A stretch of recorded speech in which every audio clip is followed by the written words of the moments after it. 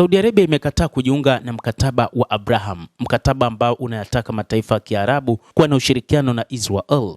Saudi Arabia kwa muda mrefu kupitia mwanamfalme Mohammed bin Salman alikuwa akitaka kuundwa kwa mataifa mawili, kwa maana Palestina na Israel, na alidai kwamba endapo hilo litafanyika, Saudi itakuwa tayari kujiunga na mkataba huo wa Abraham, kwamba itashirikiana na Saudi Arabia. Gazeti la Marekani la Wall Street Journal limeandika kuhusu makubaliano ya ulinzi wa Maka yaliyosainiwa na Saudi Arabia, Uturuki na Pakistan, likisema makubaliano hayo yanaashiria mabadiliko katika mwelekeo wa ushirikiano wa kikanda wa Saudi Arabia. Gazeti hilo limesema muungano mpya unaibuka Mashariki ya Kati ambao unaweza kuitwa mkataba wa Maka. Hata hivyo, limesema muungano huo si ule wa Saudia na Israel na Umoja wa Falme za Kiarabu ambao Marekani ilikuwa ikitarajia, bali ni makubaliano ya pamoja ya ulinzi yaliyosainiwa wiki iliyopita mnamo Ijumaa katika mji mtakatifu wa Makka. Chini ya makubaliano hayo, nchi tatu zenye Waislamu wengi wa Kisuni zimekubaliana kuwa shambulizi la kijeshi dhidi ya nchi moja lisichukuliwa kuwa shambulizi dhidi ya nchi zote. Wall Street Journal pia imeeleza wasiwasi kuhusu ushirika wa Uturuki na Pakistan, ikisema nchi hizo zinaonekana kuwa na misimamo yenye utata katika masuala ya kupambana na ugaidi.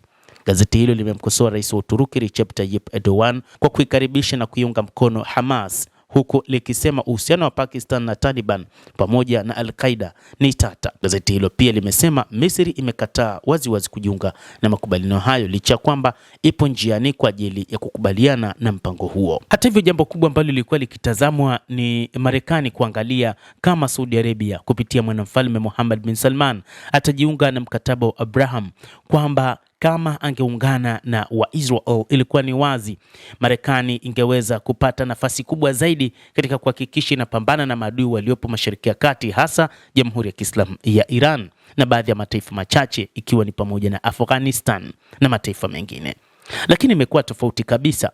Licha ya ushirika wa karibu wa Marekani na Saudi Arabia, lakini mwanamfalme Mohammed bin Salman alikutana mara kadhaa na rais wa Marekani Donald Trump, na moja kati ya mambo ambayo yanadaiwa kuzungumzwa na wawili hao ilikuwa ni kutatua mgogoro uliopo kati ya mwanamfalme wa Saudi Arabia Mohammed bin Salman na waziri mkuu wa Israel Bwana Benjamin Netanyahu. Lakini inaonekana kwamba hawa ni mafahari wawili ambao hawawezi wakaishi katika zizi moja. Baada ya Mohammed bin Salman, mwanamfalme wa Saudi Arabia, kuona kwamba tayari Israel imepata washirika kadhaa katika eneo hilo la Mashariki ya Kati, basi akaona kuna namna ambayo yeye binafsi anaweza katengeneza ushirika katika eneo hilo la Mashariki ya Kati, hasa kiangazia mataifa ambayo angalau yana uwezo katika uwanja wa vita, lakini pia yana uwezo katika uchumi.